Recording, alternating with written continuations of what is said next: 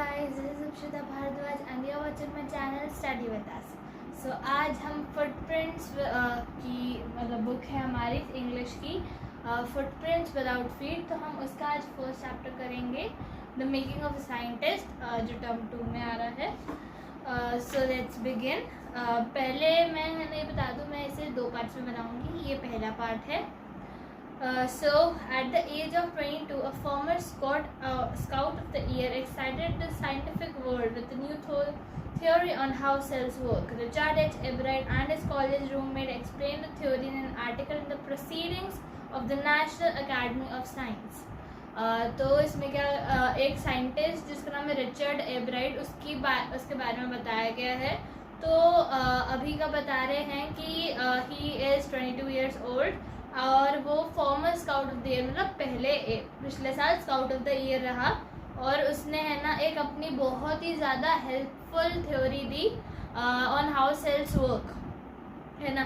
और Richard H एब्राइट और उसका एक कॉलेज रूममेट था, उन दोनों ने इसको दिया था. और इस पर एक आर्टिकल भी छपा in the proceedings of the national academy of science. तो ये फर्स्ट टाइम था कि किसी साइंटिफिक जर्नल ने इतने मतलब यंग लोगों का, यानी कॉलेज स्टूडेंट्स का उन्होंने वो रखा था. In sports that would be like making the big leagues at the age of 15 and hitting a home run you first time at bat.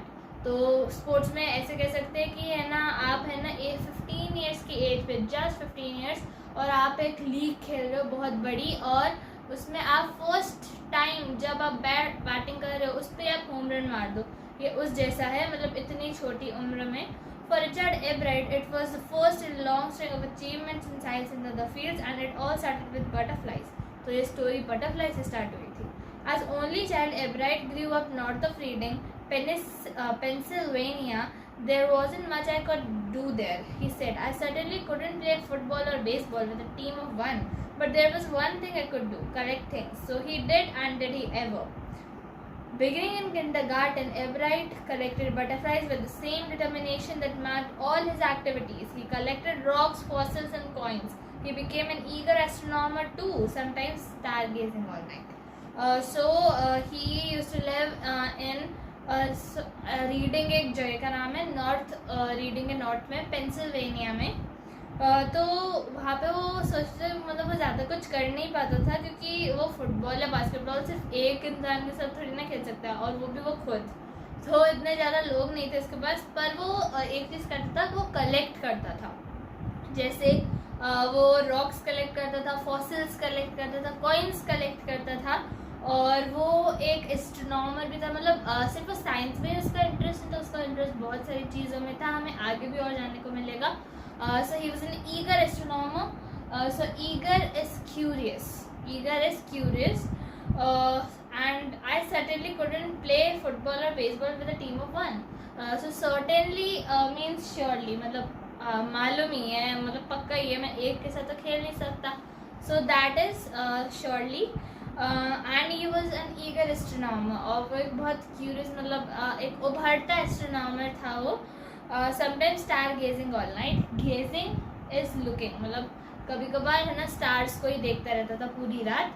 From the first he a driving curiosity along with a bright mind. He also had a mother who encouraged his interest in learning. She took him on trips, bought him telescopes, microscopes, cameras, mounting material and other equipment, and helped him in other ways. I was the only companion until he started school, his mother said. After that, I would bring him friends for him. But at night we just do things together. Richie was my whole life after his father died when Richie was in 3rd grade. तो अब उसकी mummy के बारे में बता रहे हैं कि उसकी मम्मी भी उसे बहुत हेल्प करती थी. उसे टेलीस्कोप्स लेके देती थी, माइक्रोस्कोप्स, बहुत सारी चीज़ें. और वो कह रही थी कि उसके स्कूल स्टार्ट होने तक वही थी उसकी companion. So companion is mate, मतलब जैसे बोलते हैं ना क्लासमेट, स्कूलमेट, तो जो आपका साथी हो, दैट इज़ कंपेनियन. तो वही थी. और 3rd ग्रेड में रिची के फादर की डेथ हो गई थी, तो उसके बाद से उन्होंने रिची को ही अपना फोकस बना लिया था. She and her son spent almost every evening at the dining room table. If he didn't have things to do, I would work for him, not physical. I would find work for him, not physical work but learning things. His mother said he liked it, he wanted to learn, and learn he did.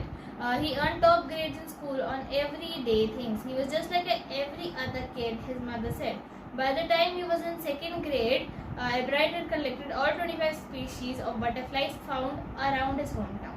तो अब वो बता रही हैं कि है ना, वो उसके साथ बहुत मतलब हर इवनिंग डाइनिंग रूम टेबल पे वो करती थी टाइम स्पेंड, और है ना उनके पास बहुत सारी चीज़ें थी, ऐसा नहीं है, पर वो उसके लिए चीज़ें बनाती थी और है ना उसे चैलेंजेस देती थी उसे, पर फिजिकल वर्क नहीं, सिर्फ मेंटल वर्क, सिर्फ लर्निंग का देती थी और उसे मज़ा भी आता था। और है ना जब वो क्या बोलते, और वो स्कूल में भी बहुत अच्छे ग्रेड लाता था, और जब वो सेकेंड ग्रेड में था सिर्फ, तब उसने है ना अपनी जो जितने भी होम टाउन में इसकी जितनी भी स्पीशीज़ है बटरफ्लाइज की, उसे सारी कलेक्ट कर रखी थी। So 25 species were there. So second grade में उसने पूरी कलेक्ट कर ली थी, एंड थर्ड ग्रेड में उसके फादर की डेथ हुई थी। So these can come in 1 markers also. That probably would have been the end of my butterfly collecting, he said. But then my mother got me a children's book called The Travels of Monarch 10. That book, which told how monarch butterflies migrate to Central America, opened the world of science to the eager young collector.